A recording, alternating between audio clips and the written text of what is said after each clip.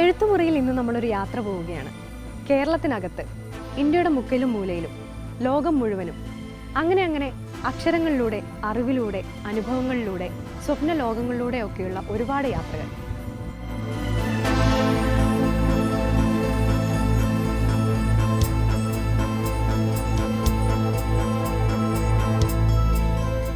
മലയാളത്തിൻ്റെ പ്രിയപ്പെട്ട എഴുത്തുകാരുടെയും പ്രശസ്തരായ യാത്രികരുടെയും വ്യത്യസ്തവും ഹൃദ്യവുമായ യാത്രാനുഭവ കുറിപ്പുകൾ.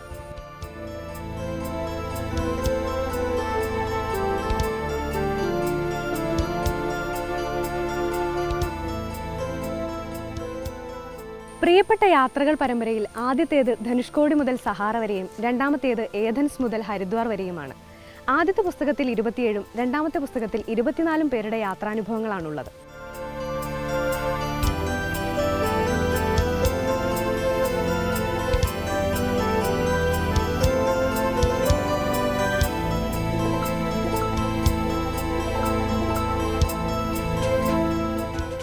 ധനുഷ്കോടിയിലേക്കുള്ള യാത്ര സംവിധായകയും എഴുത്തുകാരിയുമായ ശ്രീബാല കെ മേനോൻ്റെതാണ്. കൊടുങ്കാറ്റ് തകർത്ത ഒരു ദേശത്തെ അവർ അക്ഷരങ്ങളിലൂടെ അതേപോലെ പകർത്തിവെച്ചിരിക്കുന്നു.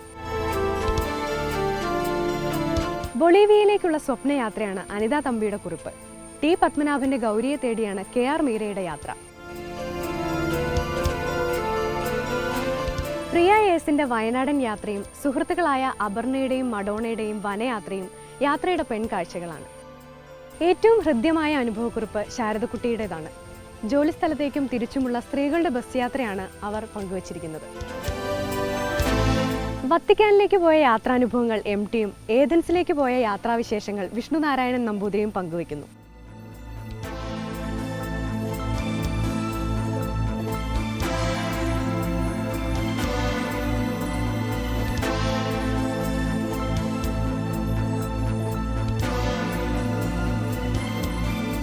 പുനത്തിലിൻ്റേത് ഹിമാലയ യാത്ര.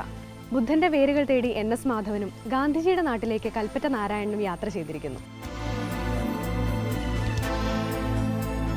വ്യത്യസ്ത പുസ്തകങ്ങളിലും പ്രസിദ്ധീകരണങ്ങളിലും വന്ന ഈ യാത്രാനുഭവങ്ങൾ സമാഹരിച്ചിരിക്കുന്നത് മാതൃഭൂമി പ്രസിദ്ധീകരണ വിഭാഗത്തിലെ സജി വർഗീസാണ്.